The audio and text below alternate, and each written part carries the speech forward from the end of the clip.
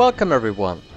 The team has been hard at work updating and redesigning the Lost Souls faction, and today we would like to give you a showcase of the upcoming changes. The Lost Shades have always been a good tier 2 unit for Lost Souls decks, but often relied on cards like Viridia to sustain them. In the future, it will be possible to use Lost Souls card in this scenario. In tier 2 situations, the Lost Priest can be a good support for the Shades.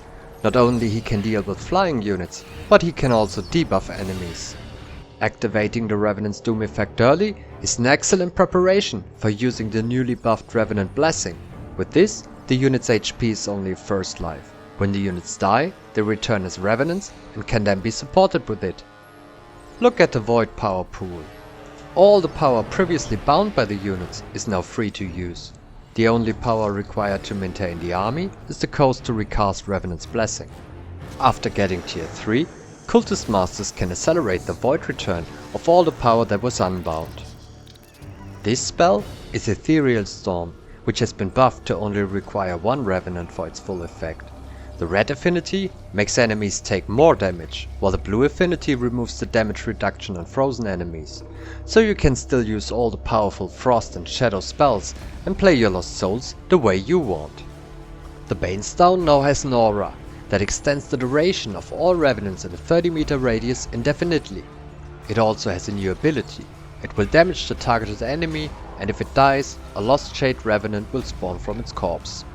This allows players to continually expand their unbound Revenant army. Another way to expand your Revenant army is to simply destroy the unit yourself. This way you can build a good defense with your lower tier remains, as we see here.